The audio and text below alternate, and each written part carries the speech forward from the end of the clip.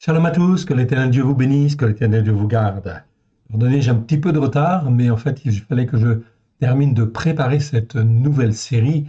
Vous allez voir, ça va chauffer. Que l'Éternel Dieu vous bénisse, que l'Éternel Dieu vous garde. Remettons, si vous voulez bien, ces quelques instants à l'Éternel, notre Dieu. Le thème, ce sera toujours en fait l'iniquité. Nous avons vu tout un son d'enseignement, mais nous allons voir ce qu'en pense Yeshua aussi. Ça, c'est effectivement extrêmement important. Donc, ça s'intitulera Iniquité et hypocrisie, qu'en pense Yeshua. Remettons ces quelques instants à l'Éternel, notre Dieu, si vous voulez bien, ok, à la gloire de son saint nom, afin qu'il nous forme et nous façonne comme lui le veut, afin que nous puissions être son serviteur, sa servante, à la gloire de son saint nom, au travers de Yeshua Mashiach, celui qui est appelé le Christ. Que l'Éternel Dieu vous bénisse, que l'Éternel Dieu vous garde. Allons voir déjà dans l'Écriture un résumé. Je vous ai préparé cela, en fin de compte, un résumé de tout ce que nous avons vu déjà. Donc on a fait des vidéos sur, en fait, la tzedaka, la justice par la foi, très important. Donc ça, vous pouvez en fait l'étudier et le revoir, voir et revoir. C'est extrêmement important. On aura l'occasion d'en reparler. Puis, on a fait en fait une série sur, en fait ici, vous avez un petit tableau récapitulatif en fait ici. Je vous le montre à l'écran pour que vous ayez une vue d'ensemble, mais je vais l'agrandir pour que vous puissiez bien voir. Ok? Regardez bien. En fait, ici, dans ce tableau, on a fait en fin de compte, sur la droite, vous le voyez, on a fait en fin de compte des vidéos sur Avon. Avon, c'est l'iniquité. En fait, en hébreu, ça existe 230 fois dans 213 versets. On a l'équivalent, effectivement, en grec, avec le mot anomia, qui est traduit par iniquité la plupart du temps, et c'est très bien. Anomia, c'est le nom lui-même de l'iniquité. Et anomos, c'est l'adjectif. Donc anomia, ça existe que 15 fois dans 13 versets, mais c'est très clair. Je vous renvoie à la vidéo que nous avons fait là-dessus. Il faut le traduire par iniquité, c'est très bien. Et on comprend très bien ce que c'est que l'iniquité. Anomos, c'est l'adjectif, juste en dessous, qui existe 10 fois dans 5 versets, et vous avez les numéros strong, etc. Anomos, et bien dedans, vous avez le mot a, le préfixe a, et vous avez nomos. Nomos, ça veut dire la loi. Okay?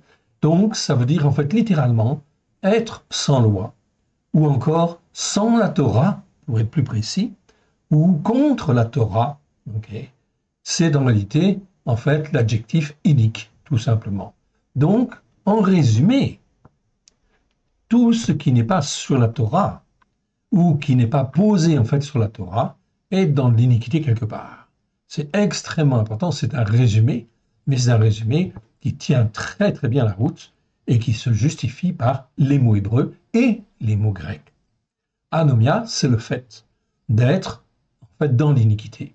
Et on est dans l'iniquité quand on est a, le préfixe qui veut dire sans ou contre, et puis nomia, c'est le fait d'être dans la Torah, c'est-à-dire de l'écouter et de la mettre en pratique. Donc je suis dans l'iniquité quand en fait ici, quelque part, je n'écoute pas et je ne mets pas en pratique la Torah. Autrement dit, quand je n'écoute pas et je ne mets pas en pratique ce que l'Éternel Dieu nous dit, on est à ce moment-là dans l'iniquité. Un résumé en fait aussi très important, ici il y a un constat que nous pouvons faire. Si je ne fais pas le Shabbat, en réalité, je ne suis pas dans l'obéissance et la soumission à Dieu, je suis dans l'anomia. Oui. Ok. Et effectivement, pour toutes les fêtes de l'Éternel, c'est pareil, en réalité, puisque l'Éternel Dieu dit qu'il faut célébrer les fêtes de l'Éternel. Donc si je ne le fais pas, je suis dans l'anomia, dans l'iniquité quelque part. Cela veut dire quoi? Cela veut dire aussi que toutes les églises dites chrétiennes, qui sont basées sur en fait l'empereur romain Constantin, qui ont changé en fait les choses pour ne plus être sur la Torah, résultat des courses, eh bien toute l'Église, d'une manière générale, est dans l'iniquité. Elle ne le sait pas, elle croit être dans la vérité, parce que justement, elle a été rachetée par le sang de l'agneau. Oui, elle a été rachetée par le sang de l'agneau, afin que les hommes et les femmes puissent se tourner vers Dieu, apprendre à écouter et à mettre en pratique ce que l'Éternel Dieu en fait demande. Sinon, on est dans l'iniquité et on reste dans l'iniquité. Ça, c'est très important de bien comprendre ce résumé-là. Je vous renvoie aux vidéos que nous avons déjà fait, bien évidemment. Donc, à droite, on a le mot avon, que vous voyez là, en fait, ici, pour dire iniquité, en fait, en hébreu, anomia, en fait, en grec, et puis anomos, c'est l'adjectif. Une dernière remarque sur anomos.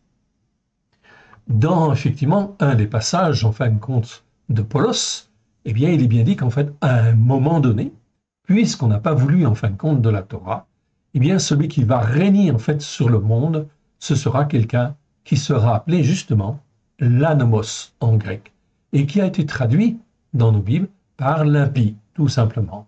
Donc, le roi du monde qui va régner, en fait, ici, sur le monde, dans quelque temps, dans quelques années, et nous allons voir, effectivement, ces aspects-là, bien évidemment, eh bien, le roi du monde, quand le monde, en fait, ici, sera géré par un groupe de 10 nations, eh bien, 3 rois vont tomber, nous dit Daniel, et à ce moment-là, l'antichrist, okay, l'anomos, celui qui est sans la Torah ou contre la Torah, viendra régner sur toute la terre. Pourquoi? Parce que les hommes n'ont pas voulu, en fin de compte, de la Torah, l'écouter et la mettre en pratique. Voilà pourquoi tous ceux qui ont les yeux ouverts aujourd'hui pour en fait comprendre ces choses-là n'ont qu'une seule solution, bien sûr, c'est s'attacher à l'Éternel Dieu et dire pardon, Seigneur, pour les enseignements que nous avons en fait ici eus dans le passé, mais ils étaient erronés, nous ne savions pas, mais nous voulons en fait être à toi, nous voulons être ton peuple, nous voulons écouter et nous voulons mettre en pratique. Nous n'avons rien à faire avec le roi qui viendra régner sur la terre en tant que, justement, roi de la terre.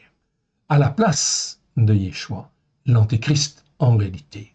Non, nous t'appartenons, tu nous as rachetés par le sang de l'agneau afin que nous puissions être à toi et rien qu'à toi. Et il faut que l'on apprenne, et que l'on apprenne autour de nous, aussi aux gens, à pouvoir effectivement revenir sur les racines hébraïques de la foi.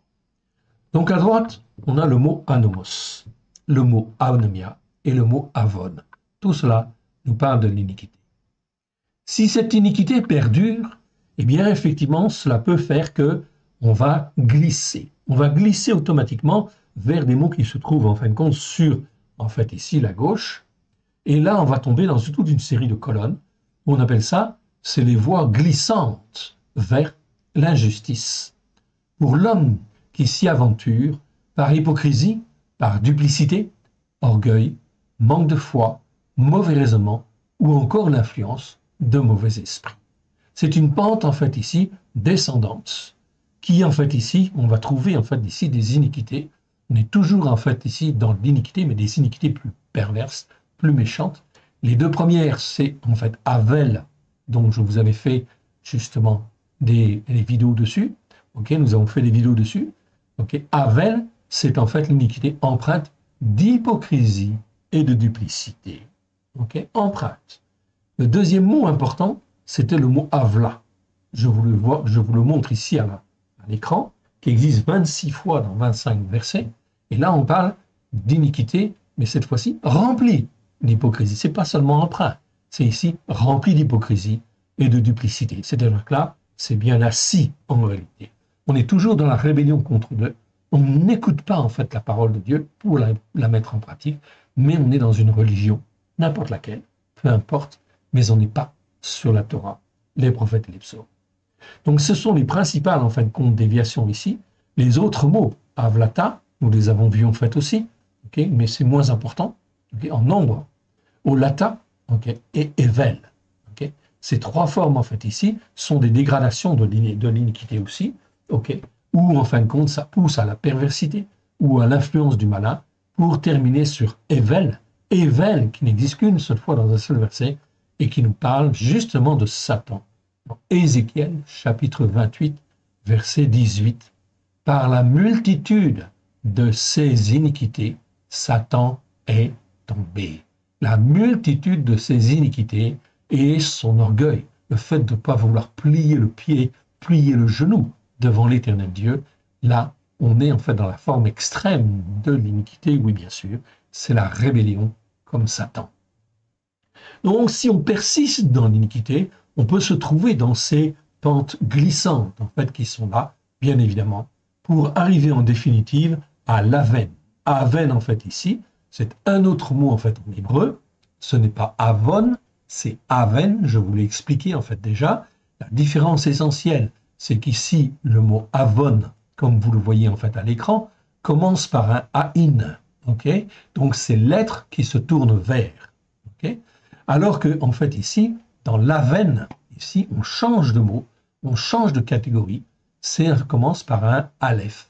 C'est l'être lui-même qui est dans le mal, qui est contre Dieu, qui est en rébellion contre Dieu. Ils ont franchi comment dire, pas une muraille, mais ils ont franchi une frontière que l'on ne doit jamais, jamais, jamais, jamais franchir, évidemment. Donc là, c'est être dans le mal, c'est être effectivement dans ce qui est très mauvais. Psaume 36, verset 13 ou 12 dans certaines versions nous disent, en fait ici, déjà tombent ceux qui commettent l'injustice. Donc on traduira ce mot aven par injustice. Avon, c'est l'iniquité, et aven, c'est l'injustice. Et là, en fin de compte, il faut toujours traduire ce mot aven. Je vous renvoie à la vidéo que nous avons fait. Okay. Le psaume 36, verset 13, nous dit très clairement, ou 12 dans certaines versions, déjà tombent ceux qui combattent, ceux qui pratiquent l'injustice. Ils sont renversés, ils ne peuvent se relever. C'est extrêmement important car ils peuvent toujours être vivants sur la terre, mais ils ne peuvent plus se relever. Okay. Pourquoi? Parce qu'ils pratiquent l'injustice. Ils sont foncièrement contre Dieu, contre la Torah, etc. Et résultat des courses, ils sont là. En fait, ici, bien sûr, présents, mais ils vont finir par mourir. Ils n'ont plus aucun espoir, évidemment, de salut, bien évidemment. C'est donc extrêmement important de bien comprendre cela. Voilà pourquoi nous devons faire attention. Quand je donne mon cœur et ma vie à Yeshua, je ne dois absolument pas rester dans l'iniquité. Il faut absolument, en fin de compte, que, en fait, ici, tout ce qui est péché, transgression et iniquité sorte de ma vie. Yeshua m'a racheté par le sang de l'agneau pour me laver des péchés, pour me laver des transgressions et me nettoyer des iniquités. Donc c'est extrêmement, extrêmement important, évidemment. Ici, le mot avon, je vous le répète, en fait, ça commence par un in, ensuite c'est un vav, ensuite c'est un nun. Ici, avel, eh bien, effectivement, la dernière lettre, c'est un lamed. C'est-à-dire qu'à partir de ce moment-là, ici, c'est l'iniquité qui prend en fait des formes, en fait ici, d'hypocrisie et de duplicité.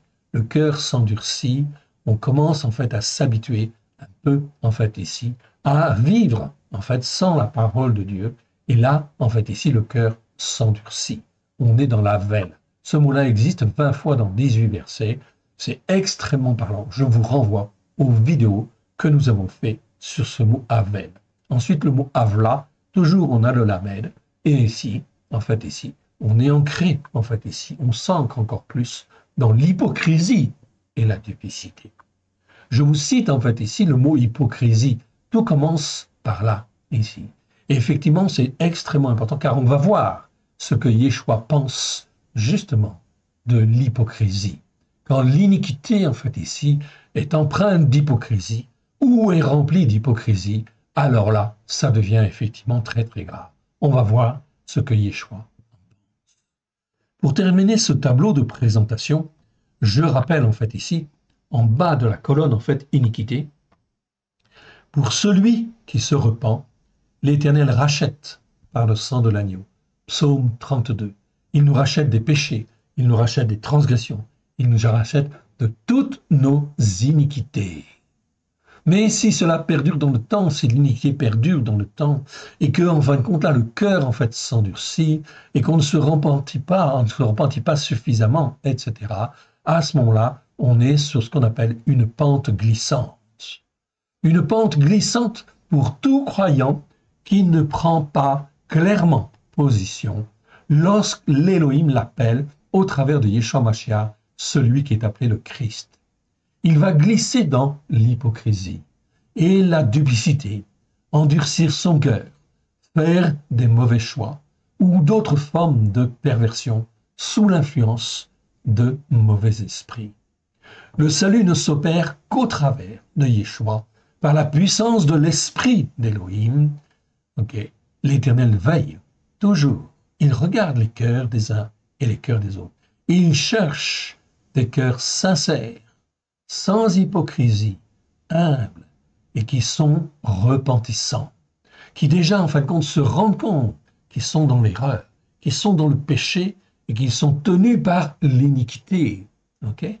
Et donc à ce moment-là, s'ils se repentent d'une manière sincère et qu'ils sont humbles, alors l'Esprit de Dieu qui sonde les cœurs, qui sonde leurs reins, eh bien effectivement le Seigneur dit, en fait à un tel, puis à tel autre, viens, viens vers moi, je te rachète par le sang de l'agneau. Et je te lave dès maintenant, dès lors que tu acceptes que Yeshua soit mort pour toi, pour ta vie, il est ressuscité. Et moi, je vais te ressusciter, je vais te former, je vais te façonner, dit l'Éternel, en fait, quelque part, par la puissance de mon esprit, si tu écoutes et si tu mets en pratique mes commandements, ma Torah, mes enseignements à la lumière de Yeshua. Okay? Donc, si les hommes veulent bien se repentir, être humbles, okay, et ôter toute l'hypocrisie qu'ils ont reçue, et qui veulent s'attacher aux Écritures pour les écouter et les mettre en pratique, en esprit et en vérité, alors l'Éternel Dieu, par son esprit, est tout-puissant et nous arrache justement dans la condition spirituelle dans laquelle nous étions. Nous étions aveugles et si nous avons vu un jour, ce n'est que pure grâce de l'Éternel qui ne voulait pas nous laisser.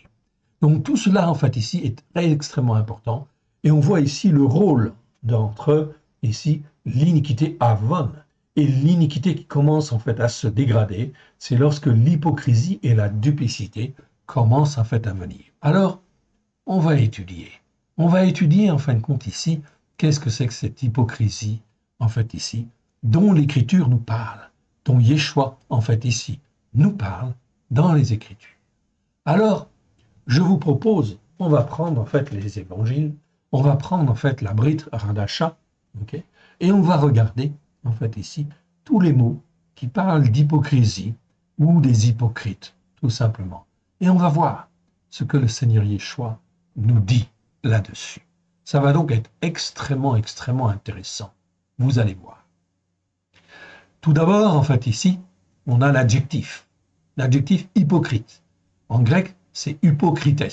Vous l'avez sous les yeux ici, ça existe 20 fois dans 20 versets.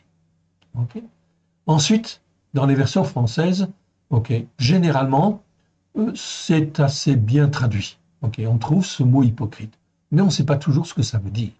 En fait, hypocrites, en grec, ça veut dire hypocrite ou qui joue une comédie religieuse.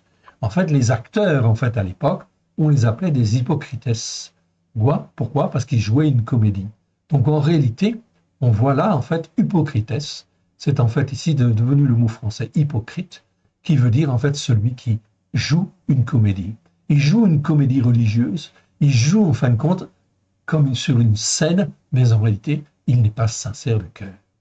Dans les versions françaises courantes, le mot hypocrites n'est pas traduit dans 2 versets. Dans 2 versets, et on les a retrouvés. Mais par la grâce de l'Élohim, nous les avons retrouvés.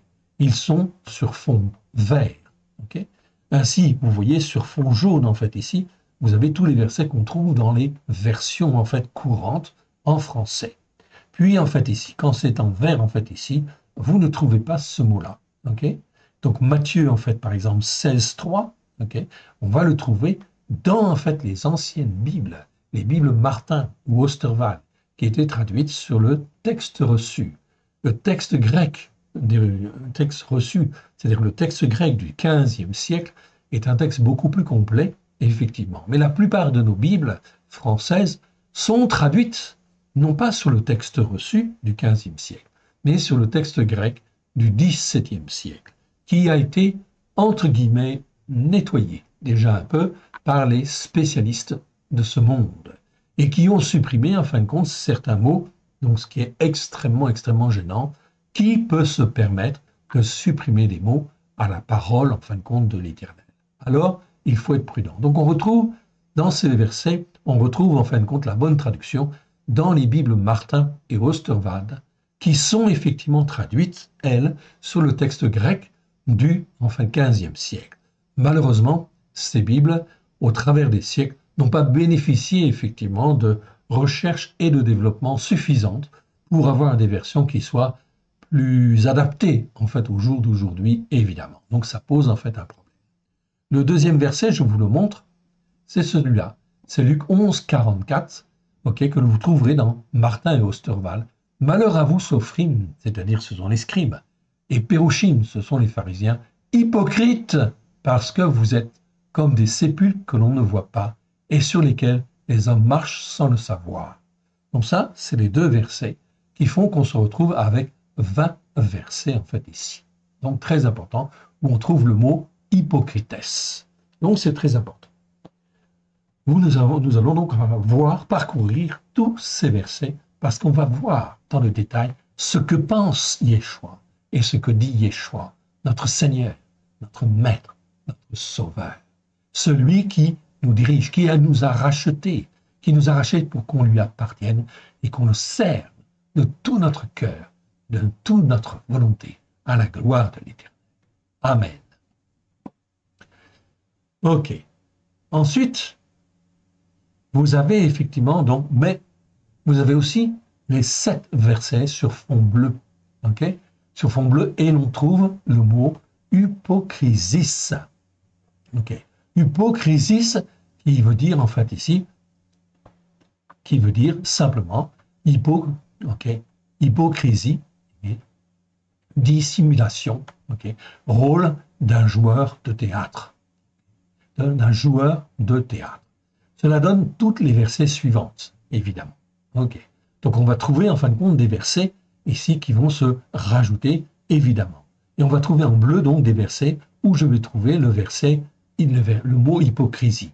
Je vais trouver en fait les 20 versets dans lesquels je vais trouver l'adjectif hypocrite, et je vais trouver les 7 versets où je trouve le mot hypocrisie, que je trouve en fait ici en bleu foncé. Et on verra tous ces versets, évidemment, les uns après les autres. Alors on va revenir, et je vous propose de recourir en fait ici à ce plan, oui bien sûr, et à voir en fin de compte ici ces mots en fait ici extrêmement importants que le Seigneur en fait nous donne au travers de Yeshua. Cela va nous donner une très bonne aperçu sur en fait ici le mot hypocrisie et sur le mot hypocrite tout simplement. Voyons, regardons ce qu'il en est. Une petite seconde, donc on a 27 versets en fait en tout. Et on va les parcourir, on va regarder. C'est extrêmement important car le Seigneur en fin de compte, Yeshua, attire notre attention et attire effectivement tous les hommes sur l'hypocrisie qu'ils peuvent revêtir au travers de leur iniquité. C'est donc extrêmement important. Cela vient donc compléter toutes les études que nous avons faites sur en fait les iniquités. Ici, on parle de iniquité et d'hypocrisie, c'est-à-dire quand l'iniquité devient en fin de compte hypocrite, évidemment, et être rempli en fin de compte d'hypocrisie. C'est ce que nous avons étudié les fois dernières. Et là, nous voyons 27 versets qui nous montrent combien Yeshua traite ceux qui sont dans l'hypocrisie, justement. Et il va nous parler de ça. Ici, nous sommes dans Matthieu chapitre 6, versets 1 à 4. Regardez bien. Versets 1 à 4. Gardez-vous de pratiquer votre justice devant les hommes, pour en être vus. Autrement, vous n'aurez point de récompense auprès de votre Père qui est dans les cieux. Donc, lorsque tu fais l'aumône et ne le sonne pas devant toi, comme font les hypocrites dans les synagogues et dans les rues, afin d'être glorifiés par les hommes, amen, je vous dis, ils reçoivent leur récompense. Mais quand tu fais l'aumône, que ta main gauche ne sache pas ce que fait ta main droite, afin que ton aumône se fasse en secret, et ton Père qui voit dans le secret te le rendra. Donc, Yeshua va répondre à chaque fois et va mettre en avance le côté hypocrite, évidemment, des hommes, des croyants, des, en fin de compte, autorités, qui ne sont pas, en fin de compte, ici, vraiment ancrés sur la Torah, en fin de compte, de l'Éternel Dieu, de tout leur cœur, de toute leur âme. Et donc, le Seigneur Yeshua dit, vous, hypocrites, vous serez jetés dans la géhenne. Je vous vois. Voilà pourquoi l'Éternel Dieu ne se contente pas de l'apparence des choses. On le voit en fait ici, devant toi, comme font les hypocrites. Donc là, on a effectivement le mot hypocrites, okay, qui nous parle en fin de compte de gens qui se comportent comme des hypocrites. On est dans l'apparence des choses. Ok, c'est la première fois qu'apparaît le mot hypocrites. Voyons voir en fin de compte le suivant. Là, on arrive en fin de compte dans Luc chapitre 6. Okay, on est toujours dans le 6, juste un peu après, à partir du verset 5. Okay, du verset 5, et on va lire en fin de compte ce passage, en fait ici, 5 jusqu'au verset 15, pour bien comprendre en fait ici le contexte. Donc là, on est dans la Brit Hadasha. Voir comment Yeshua nous parle de ces hypocrites, qui en fin de compte sont remplis de péchés, de transgressions, d'iniquités, en réalité, principalement d'iniquités. Les péchés en fait apparents ou les transgressions apparentes, ils se sont mis en fait à part pour les éviter, mais l'iniquité là, elle est grande, elle est immense, et elle est remplie d'hypocrisie. Verset 5. Lorsque vous priez, ne soyez pas comme les hypocrites, qui préfèrent prier debout dans les synagogues et au coin des rues pour être vus des hommes. Amen, je vous dis, ils reçoivent leur récompense. Mais quand tu pries, entre dans ta chambre, ferme ta porte et prie ton maître qui est là, dans le lieu secret. Et ton Père qui voit dans le secret te le rendra. En priant, ne multipliez pas de vaines paroles, comme les nations, qui s'imaginent qu'à force de paroles, ils seront exaucés. Ne leur ressemblez pas, car votre Père sait de quoi vous avez besoin, avant que vous ne le demandiez. Voici donc comment vous devez prier. Notre Père, qui es aux cieux, que ton nom soit sanctifié, que ton règne vienne, que ta volonté soit faite sur la terre comme au ciel. Donne-nous aujourd'hui notre pain quotidien. Pardonne-nous nos offenses, comme nous aussi nous pardonnons à ceux qui nous ont offensés. Ne nous abandonne pas dans l'épreuve, mais délivre-nous du malin. En fait ici, c'est pas du mal, c'est du malin, car c'est à toi qu'appartiennent dans tous les siècles le règne, la puissance et la gloire. Amen. Notre Père, en fait ici, vous le voyez bien, on a gardé en fin de compte ici une version très traditionnelle, mais qui est acceptable, qui est bonne, qui est très importante en fait ici, parce qu'elle, en fait ici, elle doit être dite avec le cœur, avec le fond du cœur, avec simplicité de cœur. Mais en réalité, en fait, elle est très, très importante. Tout dépend de la manière dont on la dit, la manière dont on la parle, la manière dont on l'exprime. Elle doit être exprimée de tout son cœur, de toute son âme, de tout son esprit. Quand on parle, en fait, ici, des offenses, on parle des nos manquements, plus précisément, ce que nous devons aux autres, c'est-à-dire nos dettes, c'est-à-dire tout ce que je dois aux autres. Par exemple, est-ce que j'ai bien, en fin de compte, donné aux autres, j'ai fait sentir l'amour du Père au travers de moi. Si je n'ai pas, en fin de compte, transféré cette idée-là, alors là, je suis dans l'offense. J'ai manqué à mon devoir, à ma dette. C'est-à-dire que j'ai été racheté par le sang de l'agneau pour donner de la paix, pour donner de l'amour, etc., afin que l'amour du Père puisse se répandre sur la terre. C'est donc extrêmement important, évidemment, de faire attention aux mots que l'on utilise, bien évidemment. Mais ici, en fin de compte, il faut le dire avec une sincérité de cœur, oui, bien sûr, et engagement. Verset 14. Si vous pardonnez aux hommes leurs fautes, votre Père céleste vous pardonnera aussi. Mais si vous ne pardonnez pas aux hommes, votre Père ne vous pardonnera pas non plus vos fautes. Ici, ce sont d'autres mots, en fait, ici, bien évidemment, qui nous parlent, en fin de compte, ici, de péché ou de faute, évidemment. Ok? Ici, en fin de compte, faute, c'est le mot, en fin de compte, c'est le J. Ok? C'est, en fait, ici, poneros, en fait, ici. Ok, non, j'ai fait une erreur. Mal ou méchant au sens de pervers. Non, non, il y a une petite erreur, en fait, ici. Ok? Paraptoma, ici, c'est elle. Ok? Ça doit être ici elle, K-L, oui, autant pour moi, c'est elle. Voilà, je corrige. Hein? Ok. Ici, c'est petit l.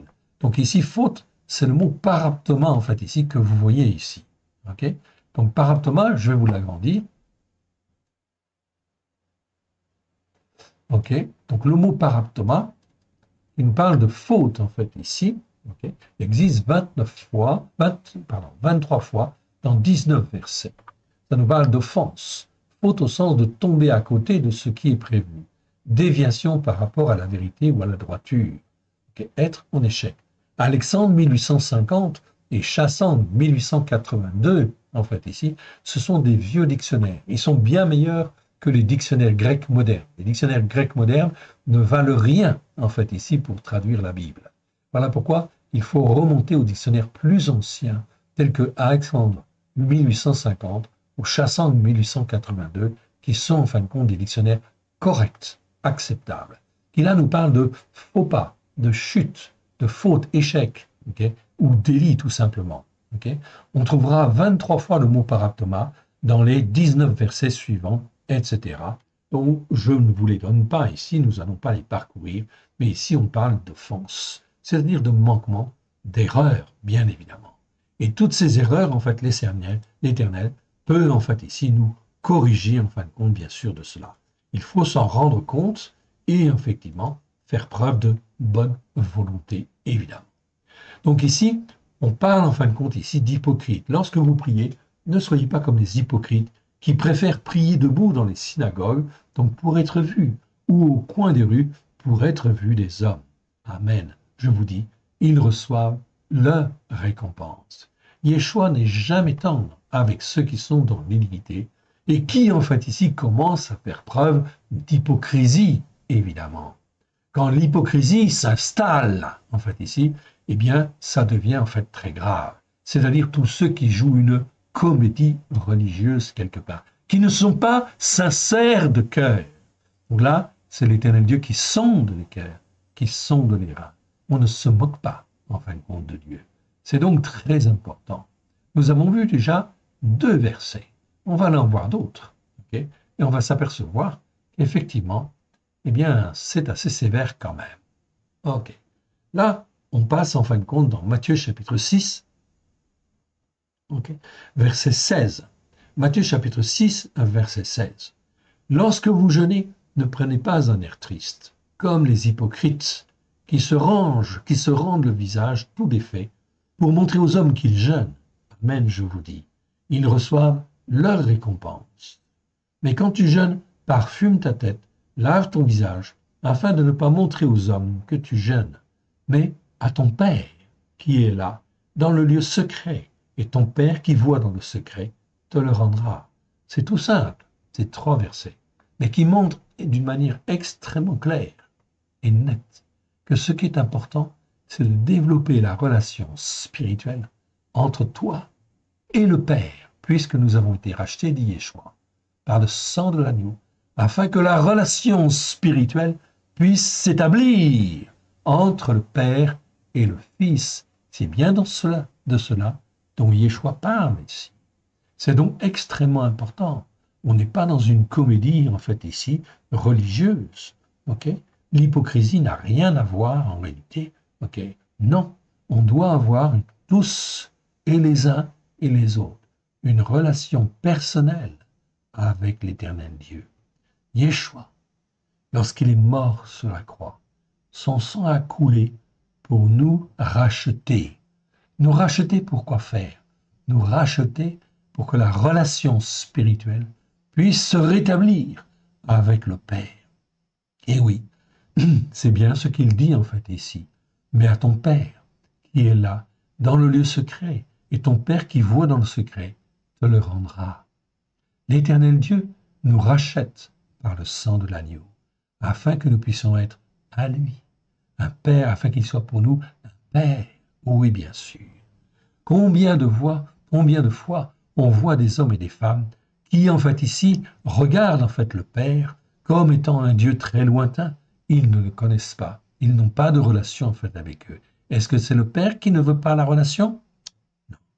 Ou est-ce que c'est le Fils, ici, qui ne comprend pas qu'il peut avoir une relation spirituelle?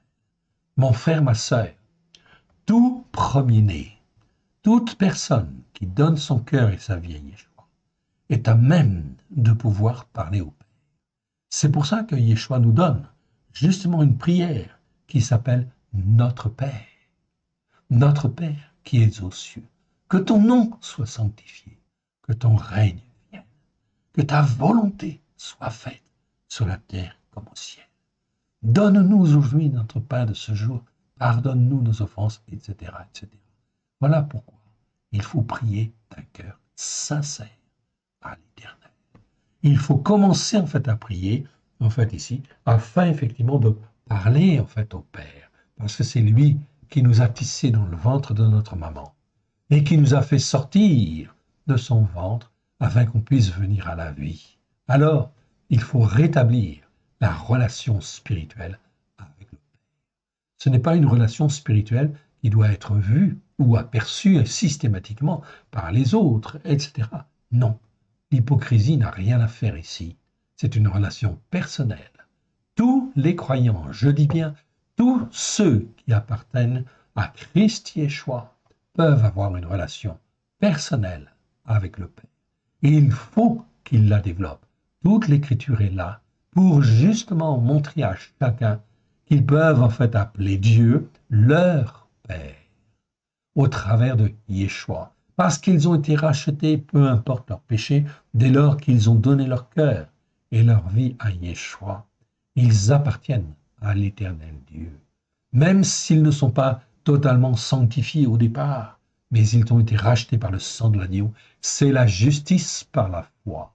Je vous encourage à regarder ces vidéos que nous avons faites sur la justice par la foi. Elle est très très importante et fondamentale. Dès le départ, dès que je donne mon cœur et ma vie à Yeshua, j'apprends à marcher selon la justice par la foi, selon la tzedaka, c'est-à-dire la justice que Dieu me donne au travers du sang de l'agneau.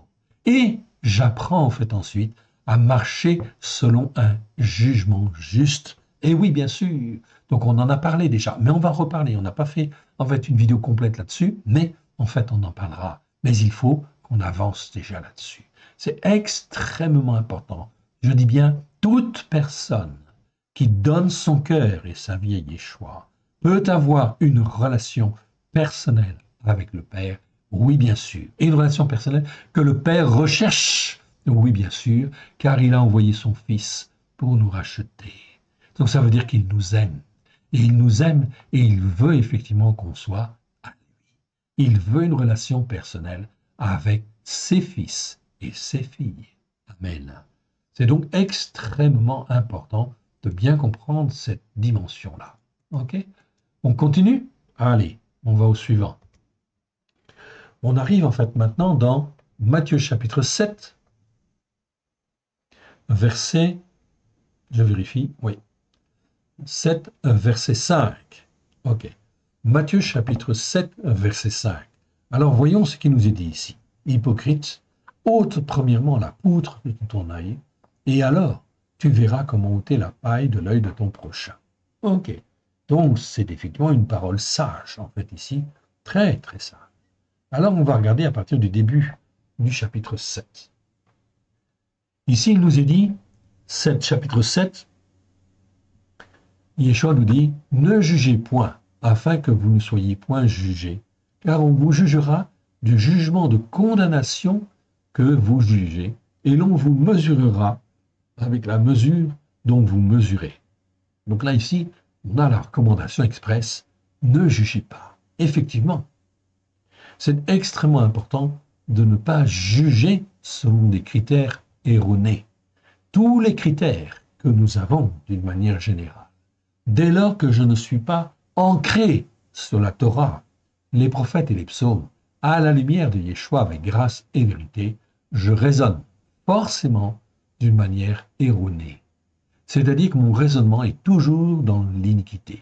Car si je suis dans l'iniquité, j'ai été formé par les valeurs de ce monde, par telle religion ou telle autre religion, qui n'est pas posée sur les fondements de la Torah. Résultat des courses, je suis dans l'iniquité. Et si je suis dans l'iniquité, à ce moment-là, comment est-ce que je peux juger? Je ne peux pas juger. La seule chose qui me permet de juger, évidemment, c'est d'apprendre les jugements de la parole de Dieu. C'est d'apprendre les jugements justes, ce qu'est un jugement juste. Et c'est ce que le Seigneur nous demande.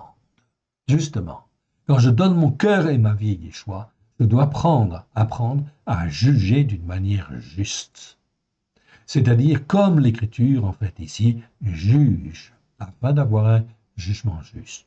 Mais tant que je ne sais pas juger, que je n'ai pas été formé, façonné, alors le Seigneur dit, ne jugez point, afin que vous ne soyez point jugés, car on vous jugera du jugement de condamnation. Et là, on utilise le mot krima.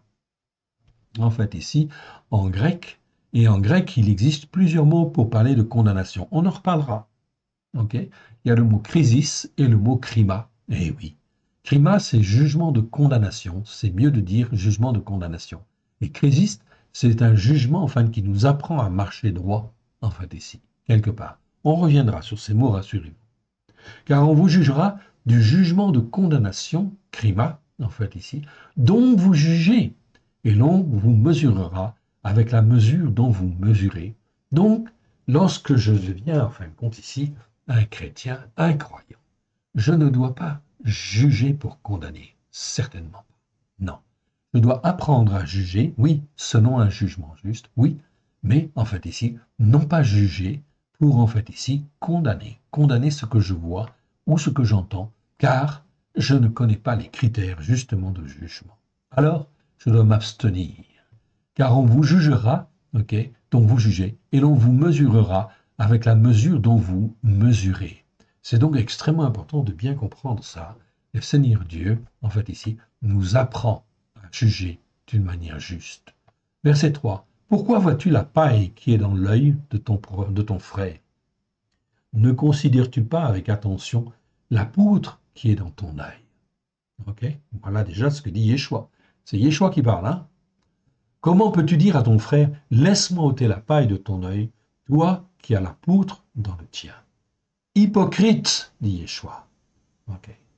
Hypocrite, ôte premièrement la poutre de ton œil, et alors tu verras comment ôter la paille de l'œil de ton frère. Eh oui. Donc déjà, okay, est-ce que tu fais le Shabbat? Alors, si tu ne fais pas le Shabbat, c'est-à-dire que tu n'écoutes pas la parole de Dieu, en fait ici, pour la mettre en pratique comme il faut, alors qu'est-ce que tu as à dire vis-à-vis des autres? Rien du tout. Apprends à faire le Shabbat, apprends à faire les fêtes de l'Éternel, apprends l'obéissance, apprends la soumission. Après, tu pourras aider les gens et tu pourras les aider, à ôter justement ce qui ne va pas. Ôte premièrement la poutre de ton œil et alors tu verras comment ôter la paille de l'œil de ton frère. C'est-à-dire, ôte toutes les iniquités, les grosses iniquités, qui sont déjà en fin de compte dans ton cœur et dans ta vie. Les péchés, les transgressions, oui bien sûr, mais surtout aussi les iniquités, oui bien sûr, c'est-à-dire tout ce qui n'est pas juste, qui n'est pas bien fondé sur la Torah, les prophètes et les psaumes, à la lumière de Yeshua. Ôte la paille de l'œil de ton frère. Ne donnez pas les choses saintes aux chiens, et ne jetez pas vos perles aux porcs, de peur qu'ils ne les foulent aux pieds et ne se retournent et ne vous déchirent. Donc le Seigneur Yeshua ici nous parle bien ici de sagesse, oui bien sûr. Faites attention à ce que vous dites, ok, et à ce que vous faites, tout simplement parce que, en fait ici, vous ne pouvez pas donner des choses saintes aux chiens. Et vous ne jetez pas vos perles aux pourceaux, de peur qu'ils ne les foulent aux pieds et ne se retournent et ne vous déchirent. Donc, ce sont des conseils là de prudence que l'Éternel Dieu nous donne. Nous sommes dans un domaine très chaud, oui évidemment. Donc, on ne parle pas, en fin de compte, ici d'iniquité, d'injustice, aven, iniquité avon, okay, ou anomia, ou anomos, en fait, en grec, ou aven, en fait, ici, qui est l'injustice. Okay. On ne parle pas de cela à n'importe qui non plus. Okay. Donc on parle de ces choses à des gens qui veulent bien écouter et qui veulent entendre, oui, bien sûr, okay, et qui peuvent, en fin de compte, ici, apprendre, bien sûr, à marcher droit devant le Seigneur. C'est donc extrêmement, extrêmement, en fait, important. OK. On continue? Allez, on y va. Et on va aller, en fin de compte, au verset suivant. Le verset suivant, c'est dans Matthieu chapitre 15. Matthieu chapitre 15, verset 7. Hypocrite, Yeshua traite d'hypocrite ici, ceux qui sont autour de lui. Yeshayahu, c'est Ésaïe, a bien prophétisé sur vous quand il a dit « Ce peuple-là même m'honore des lèvres, mais son cœur est éloigné de moi. » Ah, il parle avec hypocrisie. Il parle des lèvres, okay, il glorifie Dieu. Ils ont un langage, en fait, ici, qui glorifie, en fin de compte, Dieu, très bien, mais leur cœur est éloigné. Ah. C'est en vain qu'ils me craignent, en donnant des enseignements qui ne sont que des ordonnances issues des hommes. Ici, on va trouver, en fait, ici, le mot, en fait, ordonnance, en fait, ici. Okay. Ordonnance, qui en grec, en fait, est le mot entalma. Je vous le montre, en fait, ici. Très bien, c'est bon. Il faut bien le traduire par comme ça. C'est bon, ok. Issu, en fin de compte, des hommes. Okay. C'est-à-dire des commandements d'hommes, tout simplement. Okay. Donc, ce n'est pas les commandements de Dieu. Non. Les commandements de Dieu sont toujours pour, en fait, ici, apprendre à grandir. Alors, on va reprendre ici dans ce chapitre 15, à partir du verset 1, et on va revoir, pour bien comprendre, en fait, le contexte. C'est Yeshua qui parle. Et là, il nous parle d'hypocrisie. L'hypocrisie, en fait, est quelque chose d'extrêmement, en fait, important. Okay. Et qui, sur l'iniquité, sur les péchés, les transgressions, les iniquités, envenime plein de choses, évidemment, en fait, qui fait que les hommes et les femmes ne peuvent pas s'en sortir. Voilà pourquoi il est important d'apprendre à discerner cette hypocrisie, car elle cache beaucoup d'iniquités derrière. Oui, bien sûr. Verset 1. Alors les Pérouchim. Pérouchim, ce sont les pharisiens. Donc nous utilisons le terme en fait hébreu, tout simplement parce que derrière il y a toute la Torah, les prophètes et les psaumes. Donc le Nouveau Testament, sans effectivement la Torah, les prophètes et les psaumes, c'est rien, c'est du vent, on en fait n'importe quoi, et il n'y a que des dérives. Toutes les églises qui rejettent la Torah, les prophètes et les psaumes, sont en fait dans l'iniquité. Et résultat des courses, dévient en fait ici le sens de la parole de Dieu et font n'importe quoi. Ils sont dans l'iniquité, et une iniquité qui va perdurer, qui va se pervertir, okay, se rendre en fin de compte remplie d'hypocrisie, okay, et de duplicité, et qui finira par tomber, évidemment, inévitablement. Okay. C'est ce que l'Écriture dit, et l'Écriture dit la vérité. Si l'Écriture le dit, alors il ne faut pas aller dans ce sens-là, évidemment. Il faut en prendre conscience. Et si je suis dans un établissement comme cela, alors cela veut dire il faut que je sorte de là. Sortez du milieu d'eux, dit Paulos, dans Corinthiens. Alors les Pérouchim et les Sophrim. Sophrim, ce sont en fait ici les, comment dire, les scribes, tout simplement. Mais c'est le mot hébreu. Okay, donc on a gardé le mot hébreu, en fait, pour garder vraiment le sens original. Alors les Pérouchim et les Sophrim vinrent de Yerushalma. Okay, Yerushalma, c'est Jérusalem, mais c'est pas Yerushalayim ici, c'est Yerushalma, c'est donc la Jérusalem terrestre. Okay, vinrent vers Yerushalayma, auprès de Yeshua, et dirent, pourquoi tes disciples transgressent-ils la tradition des Zékénim? Zékénim, ce sont les anciens. Ici aussi, on a pris en fait le mot hébreu pour familiariser en fait les hommes et les femmes aux anciens, car les anciens, c'est en fait ici normalement, s'ils ont bien été éduqués comme il faut, c'est une référence, et en fin de compte, on ne change pas ce que les anciens font s'ils écoutent et mettent en pratique la Torah, les prophètes et les psaumes. Ici, en fait, ici, les disciples disent, pourquoi tes disciples transgressent-ils la tradition? Donc la tradition des anciens, car ils ne se lavent pas les mains comme ils prennent, quand ils prennent, ils ne rendent pas. Il leur dit, et vous, pourquoi transgressez-vous? Yeshua répond très clairement, d'une manière très très simple.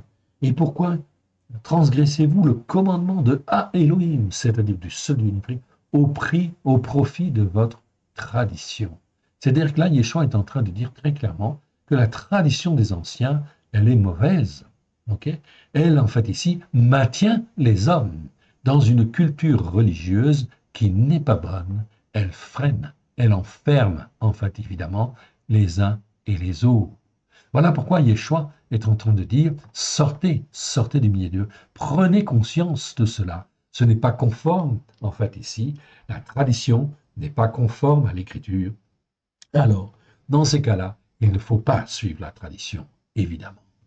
Car Elohim a dit, honore ton père et ta mère. Il va prendre un cas concret. Il veut dire car Elohim a dit, honore ton père et ta mère. Et celui qui maudira son père ou sa mère sera puni de mort. Ça, c'est ce que dit l'Écriture. On peut aller voir les versets, évidemment. Vous les avez là, en fait, ici. Aussi, entre parenthèses, en fait, ici. Vous les avez, en fait, ici. OK? Je vous les montre à titre juste d'information. Vous les trouverez, en fait, ici. OK? Donc, plein d'exemples où on parle, en fin de compte, de cela. Où il y a le commandement de Dieu. Honore ton père et ta mère. Et celui qui maudira son père ou sa mère sera puni de mort. Donc, l'Éternel Dieu attachait, en fait, ici, une très grande importance justement à la relation entre les fils et leurs parents, okay, leurs filles et leurs parents. Ils devaient les honorer. Okay? C'est-à-dire qu'ils ne manquent pas en fait d'argent, qu'ils soient effectivement dans leur vieillesse, en fait ici, vêtus et nourris comme il convient, évidemment, et honorés comme il convient, oui bien sûr, car c'est eux, en fait, qui vous ont donné la vie. Verset 5.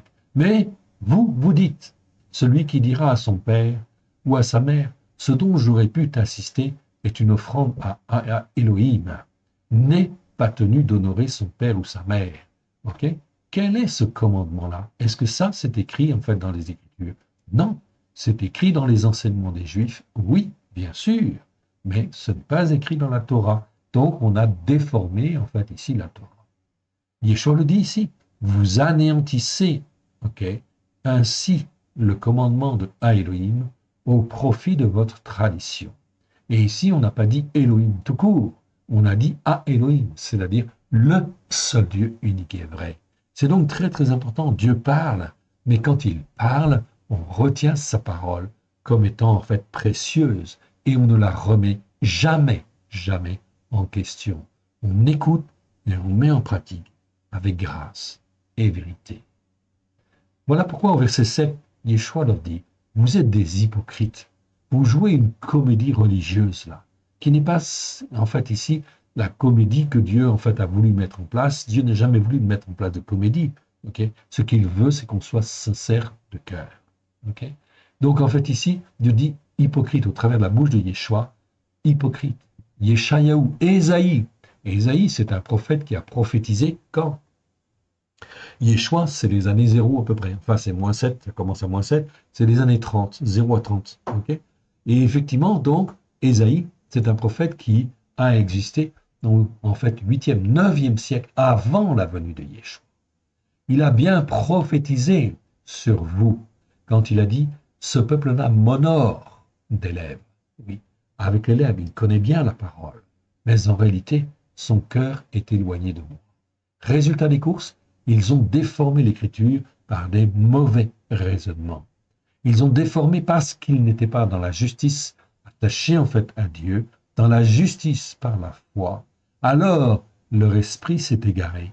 Ils ont mis en place en fait ici des, comment dire, des commandements, des règles, des enseignements qui détournent en fait l'écriture et qui disent ce que tu offres en fait à Dieu, tu n'as pas besoin de l'offrir à ton père ou à ta mère. Non. Tu dois respecter, Dieu dit non, tu dois respecter ton père, tu dois respecter ta mère, et tu dois l'honorer, tu dois veiller sur eux. Ils ont veillé sur toi dans ta jeunesse, normalement, et donc toi, tu dois veiller dans leur vieillesse, tu dois veiller sur eux, tu dois les honorer. Ce peuple-là même m'honore des lèvres, mais son cœur est éloigné de moi. Ça, c'est le cœur de Dieu. C'est en vain qu'ils me craignent, en donnant des enseignements qui ne sont que des ordonnances issues des hommes. Donc attention, bien évidemment, à toutes les ordonnances, toutes les règles qui peuvent être mises en place par les hommes et qui ne sont pas conformes à la Torah, aux prophètes et aux psaumes. La référence, c'est toujours les Écritures. Ok? Dès lors qu'on les comprend, oui, bien sûr, mais il faut les étudier. Il faut les étudier jour après jour, semaine après semaine. Et si c'est conforme à l'Écriture, alors je fais. Si c'est pas conforme à l'Écriture, alors je suis prudent. Je fais attention. Et j'essaie d'écouter Dieu et de mettre en pratique ce qu'il veut lui, ce qui lui est agréable. Évidemment. D'où l'importance d'avoir une relation spirituelle avec l'Éternel, notre Dieu, de pouvoir le considérer comme notre Père, et qu'il nous enseigne par son esprit, nous façonne à la gloire de ton Saint-Nom. On n'est pas là pour là être, en fait, la énième personne dans telle assemblée, non. On est là pour avoir une relation personnelle avec l'Éternel Dieu. Chacun de nous. C'est donc très important de bien comprendre ça. Et cette relation personnelle qui doit être développée entre chacun de nous et le Père, qui est extrêmement important. Et la Torah est là pour développer justement, avec grâce et vérité, cette relation avec le Père. Donc ici, tout ce qui ne va pas dans ce sens-là, on est dans l'hypocrisie religieuse, dans des enseignements qui sont là, qui peuvent être intéressants parce qu'ils sont, comment dire, intéressants quelque part, culturellement parlant, mais en réalité, qui ne sont pas forcément là pour nous aider à revenir vers le Père. Ce qui est extrêmement important, surtout dans les temps qui viennent, c'est d'apprendre à s'attacher au Père et à rester attaché au Père au travers de Yeshua, à Mashiach. C'est extrêmement important. Le Seigneur ne nous demande pas d'être parfait, il nous demande de marcher dans la justice par la foi et selon un jugement juste. On en a déjà parlé? Ok, on en reparlera. C'est extrêmement important. Sinon, on est dans l'hypocrisie, quelque part. Ok, on continue? Allez, c'est parti. Et on arrive en fait maintenant, en fait ici, dans Matthieu 16. Matthieu 16, verset 3, en fait ici. Ok, attention, en fait ici, le mot hypocrites, ok, hypocrite, n'existe pas dans toutes les versions françaises. Ça n'existe que dans le TR, c'est-à-dire le texte reçu, texte grec du XVe siècle. Encore une fois, en France, ok, il y a très peu de Bibles qui sont sur le texte reçu. Ok, il n'y a que effectivement la Martin et l'Ostoval, ce sont des vieilles Bibles. C'était des évangéliques qui avaient en fait ici, à cette époque-là, en fait, été zélés en fait ici. Malheureusement, les églises évangéliques n'ont pas continué, n'ont pas persévéré dans cette voie. Résultat des courses, toutes les églises évangéliques aujourd'hui, en fait ici, sont en fait ici quelque part dans l'iniquité et sont dans l'hypocrisie religieuse. Ils jouent une comédie religieuse qui a emprunté en fait des choses à la Torah, aux prophètes et aux psaumes, mais qui en fait ici rejette l'essentiel, la base. En fait, ils sont exactement comme des pharisiens ou comme des sadducéens. Regardez le début en fait ici de ce chapitre 16. Les pérouchim, c'est-à-dire les pharisiens, et les tsadoukim, les sadducéens, c'étaient les prêtres de l'époque, abordèrent Yeshua et pour l'éprouver, lui demandèrent de leur faire voir un signe venant du ciel. Donc là, ils étaient quelque part dans la provocation, quelque part. Ils cherchaient à coincer en fait Yeshua, oui, quelque part, à le mettre en porte-à-faux. Comme si, en fin de compte, on devait le faire. Non, pas du tout. On ne remet pas en question ce que Yeshua dit. Yeshua leur répondit, le soir, vous dites, il fera beau, ok, car le ciel est rouge. Donc, ils voient l'aspect du ciel, ils disent, ah, bon, ben, demain, il devrait faire beau, ok. Le ciel est rouge, ok, il fera beau demain. Et le matin, il y aura de l'orage aujourd'hui, car le ciel est d'un rouge sombre. Donc, quand c'était en fait rouge sombre, il savait dire que le lendemain, il y allait en fait y avoir de l'orage. Ok. Ils savaient donc en fait discerner ces choses-là. Oui, bien sûr. Et Yeshua leur dit, vous êtes des hypocrites. Ok. C'est-à-dire quand vous jouez une comédie religieuse. Ok. Vous savez discerner avec certitude l'aspect du ciel. Ok, dit Yeshua. Et vous n'êtes pas, ok, et vous n'êtes pas, et vous n'avez pas, vous n'êtes pas en capacité, pardon, excusez-moi, on va dire ici, en capacité, où vous ne pouvez pas, ok, discerner les signes des temps. C'est-à-dire qu'ils ne voient pas. Les pharisiens et les sadducéens, ils sont dans un système religieux hypocrite qui a fait que leurs yeux sont en fait aveuglés. Ils ne voient pas la vérité. Ils ne voient pas que la Torah est la vérité. Ils ne voient pas que le Shabbat, ils doivent le faire. Ils ne voient pas que les fêtes de l'Éternel, ils doivent le faire en réalité. Ils sont dans une hypocrisie qui les a complètement en fait aveuglés. On n'est plus là dans la vonne, on est dans la velle ou la vla, c'est-à-dire dans des iniquités qui sont très graves, qui sont les pentes glissantes que nous avons vues tout à l'heure, bien sûr. Et on s'en va vers le monde de l'injustice. C'est ce que dit en fait Yeshua. Okay. Vous ne savez pas discerner, vous n'êtes pas dans la capacité de discerner les signes des temps. En fait, ici. Nous arrivons à la fin des temps, oui bien sûr. Bientôt, l'Antéchrist va régner. L'anomos, celui qui est sans Torah ou contre la Torah. Verset 4. Une génération mauvaise sous l'influence du malin. Donc ici, le Seigneur dit bien, une génération mauvaise sous l'influence du malin. En fait, ici. Le mot utilisé ici, je vous le rappelle, c'est le mot en fait ici, poneros. Ok, je vous le montre en fait ici. Poneros. Ok, ok, je vous le montre. Poneros, le voici. Ok, poneros, ça ne veut pas simplement dire mauvais en réalité. Poneros, vous avez deux mots pour dire mauvais en fait ici. Poneros, et vous avez l'autre en fait ici, ok, qui veut dire aussi mauvais, c'est kakos je crois, si ma mémoire est bonne. Donc, poneros, ok, ça veut dire mauvaise, mais toujours mauvaise remplie au sens de remplie de contrariété ou d'amertume, sous la puissance du malin, apportant des difficultés ou périls pour la foi et la constance, ok, causant beaucoup de peine et de difficultés. Dans la Louis II, 17 versets traduisent ce mot par malin. Le mot est traduit dans certains versets par même le mot malin. Donc c'est bien dans un sens. Mais en tout, il y a 70 versets. Et le mot est très très mal traduit, évidemment, dans les autres versets, malheureusement. Donc ici, ce mot-là, on doit toujours, en fin de compte, dire, en fait, ici, comme on le voit ici, ok, je vous le montre, ici, comme on le dit, en fait, ici, d'une manière très très claire. Ok, une génération mauvaise, mais mauvaise sous l'influence du malin. Okay, et adultère demande un signe. Donc Yeshua dit bien en fait ici que les pharisiens et les sadducéens sont sous l'emprise, sous l'influence de Satan, tout simplement. C'est ce que Yeshua en fait dit ici clairement. Et adultère demande un signe, et en fait ici, de lui sera donné d'autres signes que le signe de Jonas. Puis il les quitta et s'en alla. Donc dans l'Écriture, il y a déjà des signes. Okay, l'histoire de Jonas, elle est très très claire. Évidemment. Et là, en fin de compte, Yeshua dit, ici c'est une génération qui est ponéros, c'est-à-dire mauvaise sous l'influence du malin, et adultère. Donc si elle est adultère, elle n'a même pas besoin de signes. Okay, les signes, en fin de compte, ils sont déjà dans l'Écriture.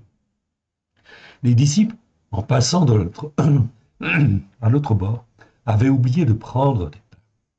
Yeshua leur dit, ok, gardez-vous avec soin du levain des pérouchim et des tsadoukim. Donc Yeshua dit très clairement, faites attention à ces religieux, oui bien sûr, à ces pérouchim, ces pharisiens, et à ces tsadoukim, c'est-à-dire ces sadducéens. Leurs enseignements sont erronés.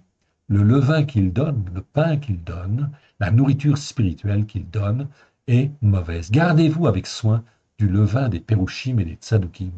Les disciples raisonnaient avec des arrière-pensées en eux-mêmes et disaient c'est parce que nous n'avons pas pris de pain. Donc ici, le mot en fait ici raisonner, c'est en fait le mot dialogizomai. Dialogizomai, vous avez deux mots là-dedans. Ok. Vous avez logizomai en grec, qui veut dire en fait raisonner déjà, penser, raisonner. Et dia, lorsqu'il y a le préfixe dia devant, c'est toujours raisonner de travers. C'est raisonner mauvais, avec des arrière-pensées. C'est pour ça qu'ici, les disciples raisonnaient mal, en fait, ici. Oui, ils raisonnaient mal, en réalité. Ils raisonnaient selon leur manière de raisonner habituelle. Okay, donc, résultat des courses, ils n'étaient pas encore sanctifiés dans leur raisonnement. Donc, le Seigneur va le faire. Mais les disciples raisonnaient avec des arrière-pensées en eux-mêmes et disaient, c'est parce que nous n'avons pas pris de pain, en fait, ils disent ça. Yeshua l'ayant su dit, pourquoi raisonnez-vous, en fait, ici, avec des arrière-pensées? Il va utiliser le même verbe, dialogizomai. Vous êtes avec moi. Vous n'avez pas besoin de raisonner comme cela, okay, en vous-même. Gens de peu de foi, dit Yeshua, okay, à ses disciples, sur le fait que vous n'avez pas pris de pain. Et alors Yeshua va expliquer ici, verset 9. ne percevez-vous pas encore par l'esprit. Donc là, en fait, ici, c'est percevoir avec l'esprit, comprendre avec l'esprit. Le verbe, en fait, utilisé ici, en grec, c'est noéo. Noéo, ok, vous le voyez ici, c'est comprendre, en fait, ici, ou raisonner, mais selon un raisonnement spirituel, avec intelligence, avec ici le renouvellement de l'esprit, ici quelque part. Donc on va dire, ne percevez-vous pas encore par l'esprit ce que, et ne vous rappelez-vous pas, donc je baisse en fait ici, ok, ne percevez-vous pas, en fait, encore avec l'esprit, et ne vous rappelez-vous pas, ne vous rappelez-vous plus les 5 pains des 5000 hommes, et combien de paniers vous avez emportés. N'avez-vous pas vu ce signe, ok, tout simplement, où on a nourri, en fait, ici, avec 5 pains, on a nourri 5000 hommes, et combien de paniers vous avez emportés. Ni les 7 pains des 4000 en fait, hommes, et combien de corbeilles vous avez emporté. Donc, résultat des courses, les disciples raisonnent en fait encore mal, en fait, ici quelque part. Il va falloir qu'ils soient renouvelés, nettoyés. Voilà ce que le Seigneur, en fait, veut faire dans chacun de nous, effectivement. Il ne reproche pas de mal raisonner. En fait, il veut, en fin de compte, nous apprendre à raisonner d'une manière juste, à marcher selon la justice par la foi. C'est d'accord. Et selon un jugement juste. Donc tout ça, il faut l'apprendre. Ça s'apprend petit à petit. Dès lors que je m'engage avec Yeshua, Yeshua ne nous lâchera jamais la main. Ce qu'il veut, c'est nous former, nous façonner, nous former, nous façonner, afin que nous puissions être des hommes et des femmes debout. Verset 11. Comment ne percevez-vous pas par l'esprit, toujours le verbe noéo ici, ok, que ce n'est pas au sujet de pain que je vous ai parlé. Gardez-vous du levain des pérouchim et des tsadoukim, c'est-à-dire de leur nourriture spirituelle tout simplement. Ils sont complètement, en fin de compte, déformés quelque part. Voilà pourquoi, en fait, Yeshua leur dit, ne mangez pas de leur pain, en fait, ici, spirituel. Verset 12. Alors ils comprirent. Ah, Sunyémi. Ils comprirent dans leur tête, ok, que ce n'était pas du levain, du pain qu'ils avaient dit de se garder, mais de la doctrine des Pérouchim et des Tsadoukim. Mon frère, ma sœur, aujourd'hui, tu dois te méfier de toutes les doctrines chrétiennes, bien sûr, mais aussi toutes les autres doctrines qui ne sont pas forcément chrétiennes, bien évidemment, ok, et encore plus parce que toutes ces doctrines ne sont pas posées sur la Torah, sur les prophètes et les psaumes. Résultat des courses, ils ne peuvent pas dire, comme c'est écrit dans le psaume 119, verset 142, Toratra emet, ta Torah est la vérité. Il faut qu'on puisse dire dans notre cœur, dans notre âme, dans tout notre être, ta Torah est la vérité. Enseigne-moi fermement, Seigneur, à la gloire de ton Saint-Nom, sur, en fin de compte, tes racines à la gloire de ton Saint-Nom. Car tu m'as racheté par le sang de l'agneau pour que je sois à toi, pour que je sois formé, façonné comme toi tu le veux. Amen. C'est donc très important de bien comprendre cette dimension-là. Ok?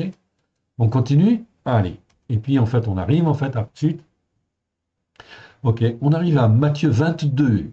Matthieu 22, verset 18. Et ce que je vous propose, c'est que pour aujourd'hui, en fait, on s'arrête là pour le moment, ok, dans cette première vidéo. Et on reprendra la prochaine fois, donc à Matthieu, en fait ici, Matthieu 22, verset 18. C'est donc extrêmement important, on ne va pas avancer trop vite, mais c'est extrêmement important que vous revoyiez, en fait, si vous n'avez pas vu déjà les vidéos précédentes, il faut absolument les voir, sinon ça va poser problème, vous avez du mal à suivre et à comprendre. Donc on reprendra la prochaine vidéo, ici donc à Matthieu chapitre 22, verset 18. Que l'Éternel Dieu vous bénisse, que l'Éternel Dieu vous garde. On va donc en fait ici terminer par une petite prière, en fait, afin que l'Éternel Dieu en fait vienne à notre secours, parce que nous en avons besoin pour les temps qui viennent, afin de bien comprendre en fait ce qui vient en fait ici, et de bien comprendre et d'avoir les yeux pour voir. Comme les disciples en fait ici ont finalement compris ici qu'il ne fallait pas suivre les doctrines des pharisiens, les doctrines des sadduciens, oui bien sûr. De la même manière, aujourd'hui, si j'appartiens en fait à Dieu, je dois manger en fait ici un bon pain, c'est-à-dire la parole de Dieu, sans effectivement en fait les additifs ou les modifications qui ont été faites. Je dois me nourrir d'un bon pain, du meilleur pain, du pain de la parole. La parole de Dieu pleine de grâce et de vérité au travers de Yeshua Mashiach. Terminons par une prière. Père très saint, merci Seigneur, mon Dieu, mon Père, de ta bonté, de ta fidélité chaque jour. Merci Seigneur, parce que tu étends ta main bienfaisante, afin que nous puissions mieux comprendre, mieux entendre, mieux te servir, à la gloire de ton saint nom. Pardon Seigneur pour nos péchés, pardon pour nos transgressions, pardon pour nos iniquités, pardon pour tous les offenses et les erreurs dans lesquelles nous avons pu être, erreurs d'interprétation. Seigneur, aide-nous. Oh, viens au secours, Seigneur, de nos âmes, à la gloire de ton saint nom. Forme-nous, façonne-nous, afin que nous puissions être ton serviteur, ta servante, à la gloire de ton saint nom, au travers de Yeshua Mashiach, celui qui est appelé le Christ. Que l'Éternel Dieu vous bénisse, que l'Éternel Dieu vous garde. Shabbat shalom à tous, ok, et je vous souhaite un excellent week-end. Que l'Éternel Dieu vous garde. Shalom, amen.